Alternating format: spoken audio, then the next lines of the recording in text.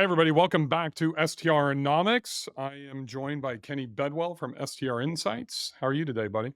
Good, good. It's a Wednesday, so I don't know. It's a A good way to. Wednesday, not it'll be a Tuesday when they're listening to this. So Yes, I yeah, think we're that's our, or recording no, on a Thursday. Wednesday. Thursday. Yeah. Sorry, we release on Thursdays. Kenny, let's talk about amenities. Amenities change. I think everybody stays kind of with the standard amenity package when they do a new property or they look at what everybody else has done, but there's some new stuff that works and stuff that doesn't. What are you seeing from the data side? And I'm going to start with, let's just start with the pickleball court. Is that a good or a bad amenity to invest into? And I know it depends based on market, but Dang it. You took what my say you? answer. You took my answer. It depends. Yeah, it does. It really does. Pickleball courts can actually be incredibly expensive in some places. I A got good a one can quote run 20-25 grand now. 60,000. I got a quote for $60,000. And Okay, if it's so just let's unpack that for a second. At 20 grand, it definitely could be a worthwhile investment based on the market. At 60 grand, not a chance in my opinion. So, yeah, all right, let's back up even further. So, if you have a 1, 2, or 3 bedroom, you don't need to be concerning yourself with a pickleball court because think about your guest avatar, who is coming and staying at your place. Okay, obviously a 1 bedroom, definitely like, couples, 2 bedroom, maybe a small family, 3 bedroom, that's the weird mix one. Maybe a family or 2, but really just like a family. Pickleball court's not gonna have that big of an impact on your revenue in a 3 bedroom. But once you start hitting 4, 5s, 4s or higher, that's where the pickleball court has potential. And once again, going back to what Bill said, it does depend on the market. And so the markets that pickleball courts do very well in are more of your traditional family-friendly vacation rental markets. I'm keeping that pretty broad because I've seen it work in places like Texas and Florida and Tennessee and North Carolina and in other areas too. And I've also seen it not work in some of those markets that are maybe other parts of the states because they're slightly different. So it depends on the guest avatar property size. So let's get that clear first. But it can have an impact. It just can be incredibly expensive to put in. And so my recommendation, and I've seen people do this and pull this off successfully, is if you have space like a concrete pad, not I mean it could be in the driveway. I've seen some have like additional spots or whatever. Painting lines, like really nice painted lines or whatever, and putting up a transportable net or even a fixed one. I've seen that work, and that's a pickleball court. So that's something to think about. Getting creative with it is what I like to see more with pickleball courts and doing like the nice blue and all that. So if Uh, that's a pickleball court, what classifies as a bowling alley? Can I go to Toys R Us and buy the kids, pins and stuff and put that in the hallway and on the second floor and call that a bowling alley? I mean, if you want some disappointed individuals, I what's really fascinating about Airbnb is they don't monitor or police the level or the quality of the amenities that you supposedly have. Right. Your Which guests do in their reviews. Right, right. So if you have a bowling alley and it's literally like, some, blow up pins and a ball that you can roll in the hallway, you're going to get roasted in your reviews. But people will also kind of put two and two together. So I think that's kind of why they don't do that. But I've seen people put some really interesting, like they put like a sauna or a spa, like a swim spa. They put that as a pool. That's not a pool. A But I lot of people are doing that actually. yeah, it's like now, it doesn't mean it doesn't have a benefit, and I know someone listening who asked me about this, and I was like, "Yeah, it'd be really cool in your market," and that's a very unique situation, but it's not the same thing as having an actual swimming pool, okay? And so, don't like you can't necessarily say like, "Oh, like above ground pools don't have the same impact that in-ground pools have." Okay, so I want to ask you a question here. So a lot of people have put in mod pools, right? Those things are like 8 by 50 or like 8 feet wide, like 15 to 20 feet long. You can get a swim spa that's almost the exact same dimensions. So what's the difference between calling a mod pool a pool and a swim spa a pool? Hmm. See what I'm Uh, saying?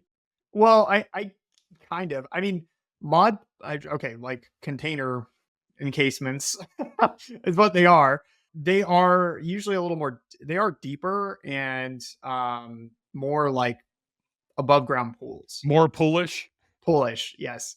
But the important thing, I mean, we can go into the semantics and debate those all day long, but the reality is it's about marketability. 100%. So the mod pool, in my opinion, dep- it so depends on a number of factors. So I'm gonna get in trouble for this somewhere down the line. But Blue Ridge, assuming the mod Logan, Ohio. pool Blue Ridge, could Logan, be, Ohio. yeah, there we go. Assuming that heatedness is out of play here because spas can be heated, right? And that's a huge advantage, especially in winter markets. But a swim spa and a mod pools look cooler.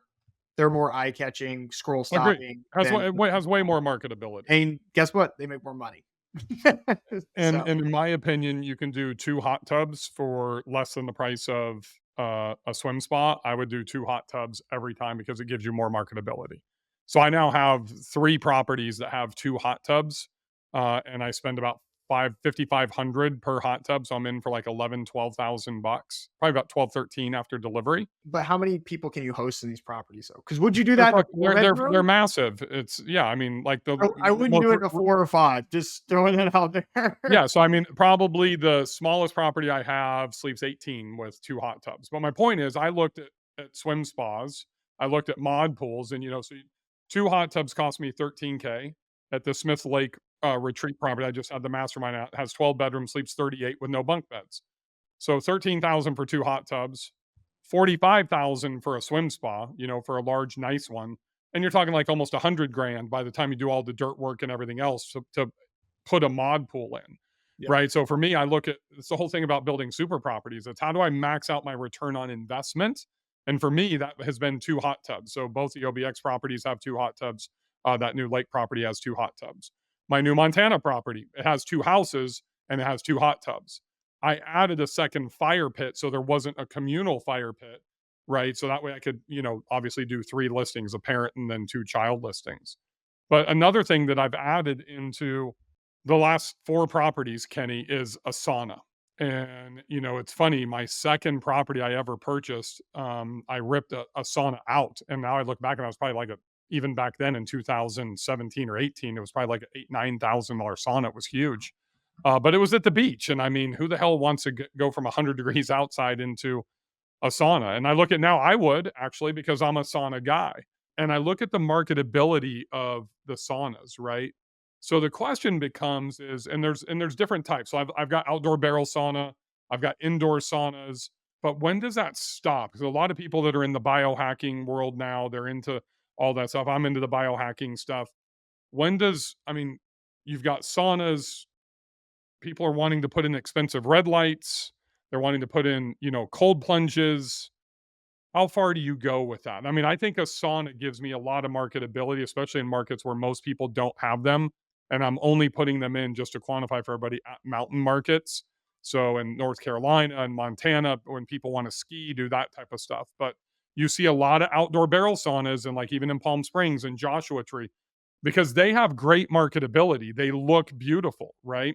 And it's kind of like a geodome, to go in. Most places probably wouldn't benefit from a geodome, but if you're the only one in a market that has it and the weather and the stars and whatever, however you're going to market that, I think a geodome creates some of the best marketability in a listing because they're so eye catching. You know what I mean? And that's going to get people to stop and say, "Oh my God, I've never seen anything like that. That's interesting." Then they look deeper into your listing to see the other amenities that you have.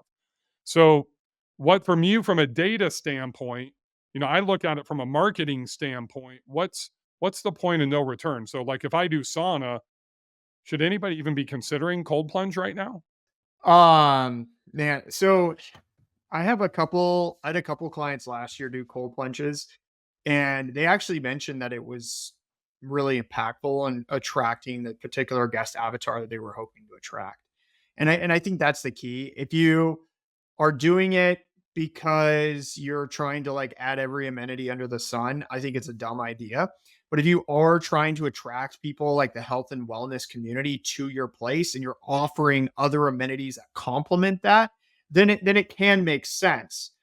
Just know that you're adding another layer of complexity to your business by adding amenity that needs to be cleaned and changed and all this other stuff. So something to keep in mind, but it is something that can set you apart and be unique. But remember, it all goes back to understanding who you're trying to target. If you're hosting bachelorette parties and corporate events and large family gatherings, nobody's going to be using a cold plunge. Maybe to like try it out as like, hey, we did that one time on vacation, and to see how long we could do it or something crazy like that. But like for that's not the guest avatar that you're really going to be marketing to in a sense where it's going to maximize or increase revenue. And so targeting the right people and attracting the right people it ties into the specific amenities. Going back to the sauna though, what we're starting to get some really good data on those barrel saunas, and it's amazing.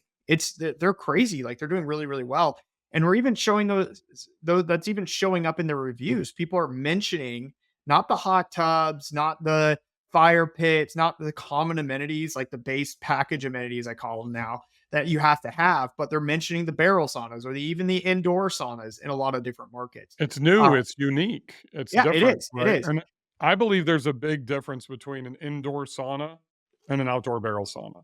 Because I mean, I'm the marketing guy. I can market the shit out of an outdoor barrel sauna, especially when nobody in the market or very few of them have it in your competitive landscape.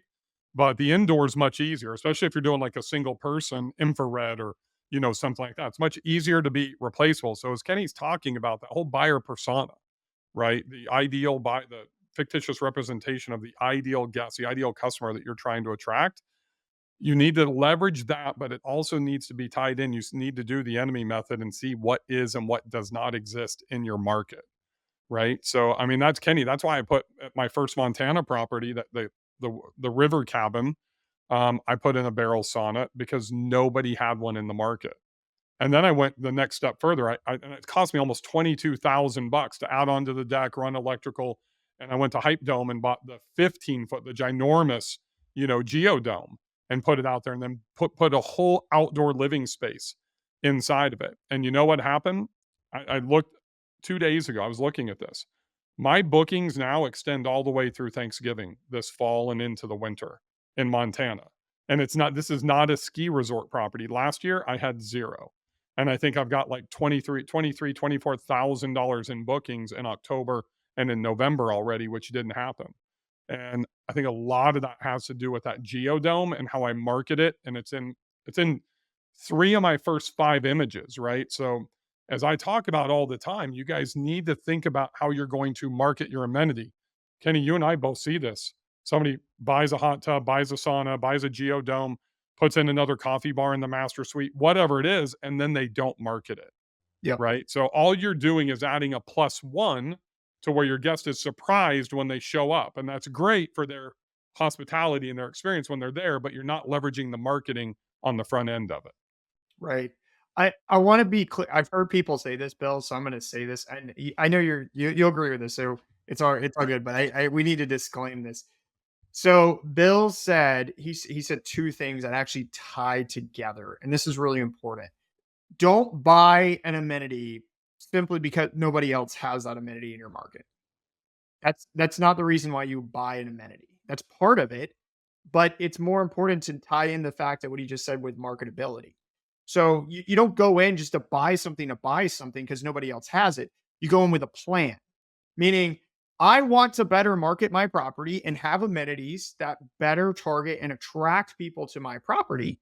Whether it's the geodome or the sauna. But I mean, well, Bill, you're talking about your Montana property. You have amazing views. Mhm. You've got, I don't know if the geodome you can see the night sky, but I assume you can or something. 1000%. It's right on the river. So like, yeah, it's amazing. So like that automatically improves the marketability. And when you were looking at those options, you were like, I see this, and that would enhance the experience, stop the scroll, and attract people there. And nobody else has that. But there's one more thing, Kenny.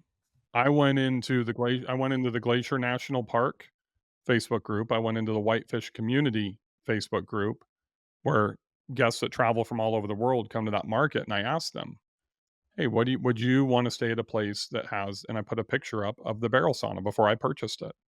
And I got response. And then what happened when I got response and somebody said, "Oh yeah, I would love that." I sent them a private message. And really I started having a conversation. It's what's called a focus group Yeah. and, doing research, Way of right? doing it. So Yeah. that's the thing that I think a lot of people just get their gut feeling and then they say, "Okay, I know how I'm gonna market it. I'm gonna put it there." Well, there's calculation in every single thing that I do. I just go way fucking faster than the average bear, right? And I get this done. I get this thought in my head, "Okay, I'm gonna do a barrel sauna." Okay, who in the industry has a ton of barrel saunas? Oh, Patrick Switek. He's got them all over his property, his 100 properties in Joshua Tree. I called him, "Hey, what are you using? What do your guests say? How do they like it? Blah, blah, blah." Have a 10-minute conversation with him. I get validation. Now I get validation. Now I go to the marketplace because I need validation from that because Joshua Tree and Whitefish, Montana are completely different markets, right? So I get validation from that marketplace. I probably had 3 or 4 conversations out of a bunch of different comments that came in. A lot of people wouldn't reply to my message because they wouldn't see it. You know how that works. But, anyways, now I have double validation from somebody that has it in another market, from potential guests in the existing market. Now I'm going to go and make the purchase. As Kenny said, not just because it's the only one in the market. I also spent extra money to strategically place these things to take advantage of the most valuable asset I have at this individual property, and that's the view. So the geo-domes on the river on the left-hand side of the house, the other ones are around a if I put them on the deck, there was a tree right in between the house. So I had to add on a deck there when I first bought the house and put the hot tub and then position the glass door so you could sit in it and see down the river. Then the third part of this from the marketing standpoint is to get your photographer, and that's what I love about Andrew Keller. Not only is he a small little dude, but he will squeeze into the very, very back, holding the camera like this to get the view out of that glass door so somebody can visualize and really understand what they're going to experience when they're inside of that sauna. If you don't get that shot, you don't have 100% of the marketability for the investment that you just made. Yeah. No, I love that. I think that it's all part of strategically adding amenities with a plan. It's not just, hey, what can I add? And then furthermore, I get a lot of people come to me and are like, hey, Kenny, how much will this particular amenity make me? I'm like, are you kidding? Like, I'm supposed to, like, it's guesswork at this point, right? Like a geodome to this Montana property in the middle of nowhere. Like, yeah, right. Like, I'm going to be able to calculate that. And they're literally waiting for other people to do it. So there's data. So then they can make a purely ROI investment where it's like, these are the numbers. This is what it can do. Now I'm going to pull But the that trigger data on. is also never going to be 100% accurate, right? Because No, you're stacking a bunch of amenities, but it, right? So but even then at that point, everybody already has it. So it's like you have to add it anyway, right? It's not like it's, oh, I can make a data-driven decision. It's like you that's the barrier of entry now. You waited, And so 100%. yeah, so it's how can you market better and attract the guests and add things that are unique that enhance their experience. And here's what I'll tell you, there's no way to track data on this, Kenny, and I wish I could. I mean, marketers ruin everything because they wanna, generate a return on investment, and you just can't do it. But I think the number one amenity, at least for me personally in my entire portfolio, is now every single master suite in my portfolio, with the exception of 2, has its own private coffee bar, which is like less than $100 to install. I'm not talking like massive coffee bar like you'd put in your kitchen or whatever. And robes and slippers. Just those 2 little things. That's less than $100 investment to set those up. And you're never going to get an ROI that's measurable on that. But you know what? If it impacts one booking from one, wealthy Wendy, then it's paid for itself probably for the entire year as opposed to just that one stay, right? So those small things are huge. And I think the amenities, I mean, I still, Kenny, every time I go to a short term rental, it baffles me that there's not USB or USB-C chargers on every single nightstand in every single bedroom because every single guest is going to lay their phone, just like I've got mine plugged in right here on my stand up desk, they're going to lay it down right on the nightstand. So now I travel with one that has both USB and USB-C because people just don't have them. And I took him to the Montana property I was just at last week because I didn't know if they'd be out because we were in the middle of staging and all that stuff. And lo and behold, I walk in and my wife's already got them out, on the side. So those small things make a difference. And that can go, and you have a photo of the master bedroom, and then you need to make sure that you're describing that underneath that photo. Hey, we have USBs, we have smart TVs, USB ports, coffee bar in the master suite. Don't just think that somebody's going to see it in your photo. You also need to do it down below. There's people that don't look at photos and read. There's people that don't read a word on an Airbnb listing and just look at the photos. Don't make an assumption that they're going to do both, right? So they need to stand alone in both sides, copy and also in imagery. So there's a million of those small little things that you can do. I can't tell you, I had to learn this the hard way. I put fire pits in every single property, Kenny, and it probably took me close to 2 years of people asking me, do you supply firewood? Do you supply firewood? Do you supply firewood? I'm like, fuck, you know what? I'm an idiot. I'm supposed to be the best marketer in this industry, and I don't have that I supply firewood. The fire pit was good enough. Now, every listing that I have a fire pit, I literally, you show the fire pit, what do you think the next image is? It shows the cord or 2 cords or whatever of firewood, and I let them know that we supply it.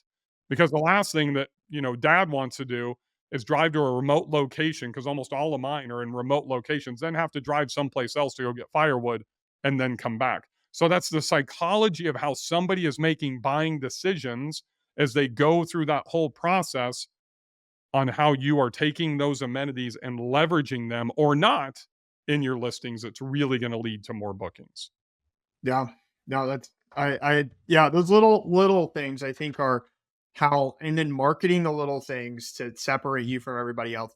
I can't tell you how overwhelming it is. For those of you who haven't gotten on Airbnb recently or stayed in a short-term rental and just in general, how overwhelming it is when you say, "Hey, I'm going to go to Gatlinburg or, Orlando or somewhere like that," and there's just thousands of properties, and you're like, "Whoa, like which ones do I pick? Is it based on And they all look the price?" same. Yeah, they all look the same, copy pasta, right? So the reality is we need to, what are the little things that can help separate us from the masses? And some of us have properties that unfortunately do look exactly the same, but we can add these small things that make us look better or different. It's So interesting that you say that, Kenny, because next week I'm heading to start the East Coast Boot Camp tour, right? I'm going to Orlando, then you'll be with me up in New Jersey, New York, and then I go to the Smokies. And every one of those places I started looking, and I started in reverse, the Smokies, because I'm actually driving there, right? And I don't know why that makes a difference, but what you just said, I could not differentiate between anything I was looking at in my price range and then the location, as close as I could get to downtown Pigeon Forge. And I just got frustrated and said, fuck it. And I literally got out of Airbnb and I went straight to Bonvoy and I booked my 3 hotels within about 90 seconds, because I know what I'm going to get. I'm not looking for differentiation. You know, Airbnbs, short term rentals, you are. And I thought, okay, well, me, Chris, James, I can get a 3 bedroom, whatever. It was too hard, right? Because I couldn't see anything that differentiated. And I think that's the thing about the amenities tying into the photos, tying into the position of them, tying into the benefit of them to your marketing is what's critical if it's going to make sense or not.